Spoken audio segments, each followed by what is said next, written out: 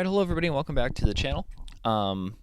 This is my free agent recap kind of video. I'm not going to go through each move and talk about what I think and what I liked and what I didn't like because I'm doing an off-season deep dive series again, like I did last year. I'm sure a lot of you are here because of that series. And in that series, I'm going to be doing a deep dive on what every team did and if I like their moves or not. So I think it'd be kind of redundant to like give a 2 second blurb on here when I'm going to be doing that in a much more detailed level, like starting in like 2 weeks.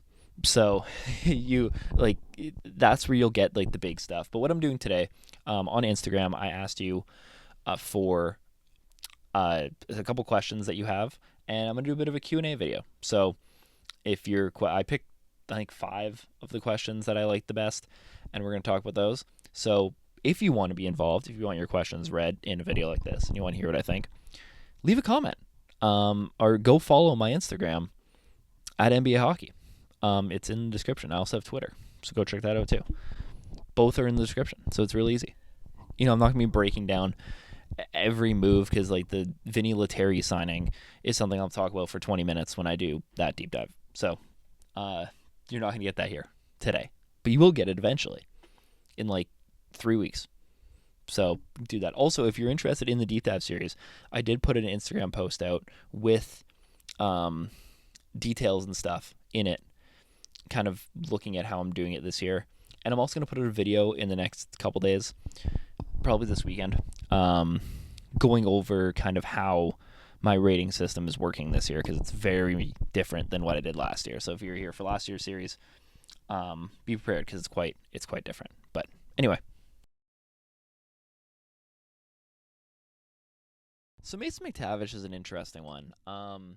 Obviously, had a ton of hype after the World Juniors, and then has really kind of developed into the middle six center that I think he was kind of projected to be originally. But hey, the World Juniors do wonders for a player's potential. Ask Ryan Paling how that worked for him. In terms of what I expect from McTavish, I think he'd be under. He should come in under the Knies and Stankoven like 7 mil money. Um, McTavish is somebody I could see signing a bridge deal and kind of betting on himself. I actually think that's probably more likely. I can't see him wanting to lock himself up for 7 years at like 6.5 mil. I don't know if that's unless the Ducks are willing to bet on him at a higher cap than that. But like I wouldn't at this point. I wouldn't be surprised if it's like a $5.5 to $6 million deal for like 2 or 3 years or whatever it is to walk him to UFA status. So I think we could see a slightly lower cap hit because of that. That's kind of my prediction. Is I think he gets under what Knies and Stankoven got, but he doesn't get the years on it, and instead we see like a 4 or 5 year deal or whatever it is to get him to UFA status. That seems like the best bet that he can make at this point because I don't know. Maybe the Ducks see it differently. Maybe the Ducks want to lock him up for 8 years, and none of this matters, and he signs for like 7.5, 8 mil, and we call it a day there. It's not gonna be seven. It's not gonna be $8 million, but maybe he gets the Stankoven contract, or I think more likely is he'll take a lower AAV and bet on himself a little bit.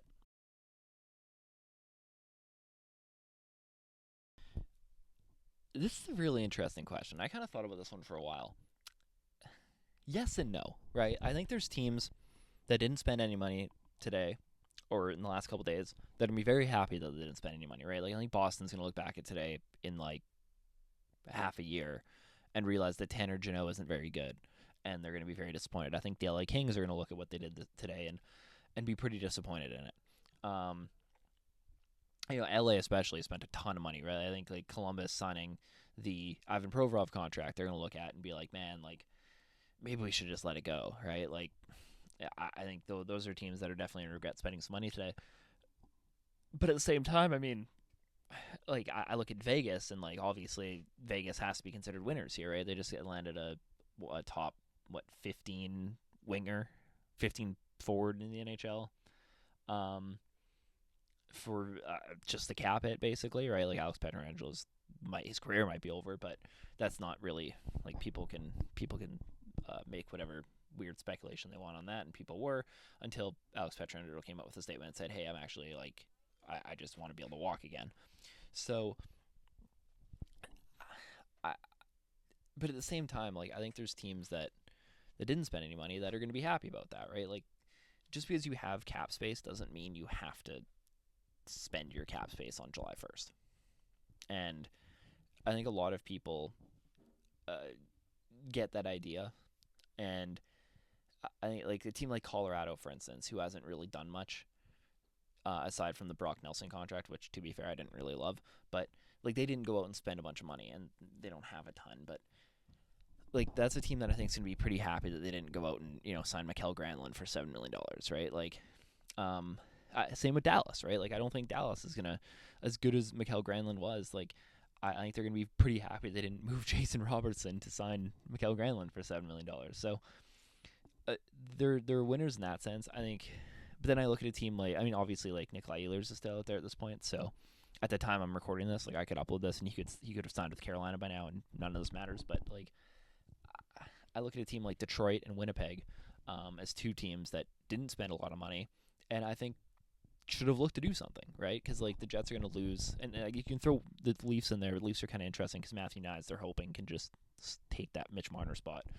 But I think Winnipeg and Detroit are kind of the two teams that I look at that didn't really like make any needle moving moves or spend needle moving money, and they might regret that, right? Because I think you need to replace Nikolai Ehlers, and for the Red Wings, you need to get better. And I don't think either of those teams did that. So it really depends, right? I think it depends. I'd say for the most part, teams that didn't sign anybody for over like $5 million that weren't RFAs, and Mitch Marner are going to be kind of pretty disappointed. Like I don't think that there's a contract over like a $4.5 million AAV that was handed out aside from the Mitch Marner deal and the RFAs that I look at and I'm like, that was a great deal. Um, so that's one of my thing. That's kind of where I stand on that. But again, like it depends on the team. Best and worst deal of the day. See, I could cop out and say like the Cole Kopi contract in Winnipeg is like my favorite deal of the day, or something like that. But I'm not going to do that. I think in terms of like actual contracts that were handed out, I gotta say like the Logan Stankoven contract looks really good. Right now that might be like my best deal of the day. I guess Matthew Knies wasn't technically during free agency either, but like that's a really good contract. I think the Noah Dobson contract might not be like good in terms of like insane value, but I think it's pretty good money in terms of what he's worth as a player. So I'd probably go like Stankoven or Knies as like my favorite like bargain contract. Um, in terms of my least favorite deal, it's definitely Ivan Provorov. I don't I think it's Ivan Provorov by like a mile because like the the Cody Ceci contract everybody's making fun of, but it's half the money and half the term, right? Like it's 4 years instead of seven, and it's four and a half, four instead of 8.5, right? Like so it's bad, but it's not like I think Ivan Provorov's a fourth defenseman on a okay team. Like he's not a number one defenseman, and that's what he's got. Like he got paid like what half a million more than Noah Dobson, something like that. There's Noah Dobson 9.5. The point is like the gap there is insane. Um, and then like you look at the Tanner Jeannot contract again, like brutal contract, but it's 2 years less and it's significantly less money. So for a guy who's probably going to impact your game, like maybe not at a similar level, but at a level that's like decently close to that. So like I think that the Provorov contract is easily my least favorite. People are going to point to like the Christian Dvorak deal being a super overpay, but like the Flyers had to get to the cap floor. The Mikhail Granlund contract was an overpay, but the Ducks had to get to the cap floor. So like those are unique situations that I don't really look at. But like Columbus, I guess Columbus did have money to spend, but like that's like there's better people you could have spent money on. Like Columbus is at a point right now where Like they have a fun roster that people are excited about. I don't buy the this was like that wasn't a get to the cap floor move. That was a we think Ivan Provorov is a big piece of our team move. You don't sign a guy like that for 7 years. And then obviously the Kings are like trying to contend, so they handed out some pretty ridiculous contracts.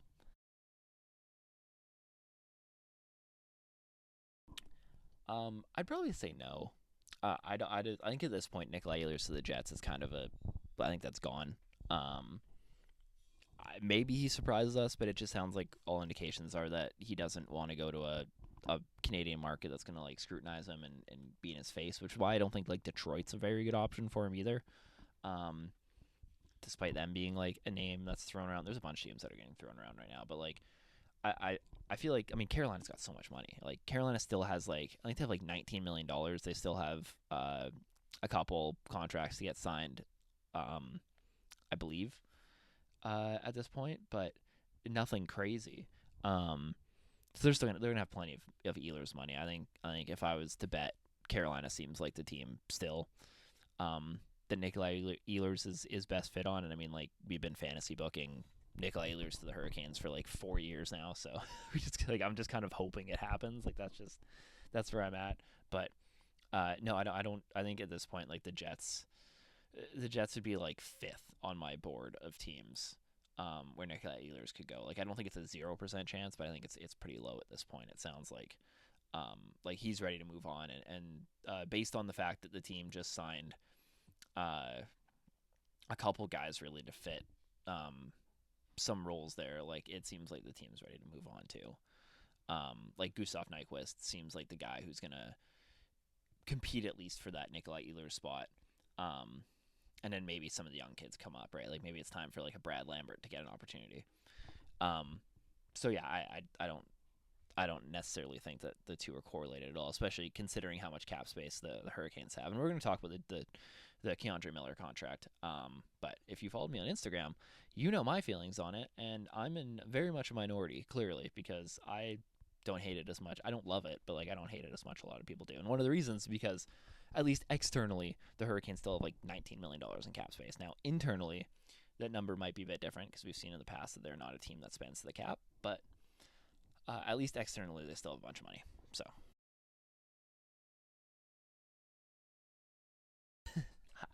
I love this question. I don't know, man. You tell me. Um, like, I, man, I mean, we talked about it a bit. When Jack and I did the Predators like off-season outlook thing, and we talked about how this team just needed a playmaker, right? They went out and got all these scorers, right? Like Jonathan Marchessault, Steven Stamkos, spent a bunch of money on these guys, and it's like they just need playmakers, and they went out and did nothing basically. They got Nick Perbix, who I don't hate. Like Nick Perbix is fine, but like I just they didn't like nothing that happened for Nashville did anything, right? And like you have Barry Trotz coming out and like saying, well, teams can be built different ways. It's like, yeah, well, uh, all those teams had some kind of competent center core, right? Like I don't, and I get it. I get it. Second line centers were hard to find this year, and I don't.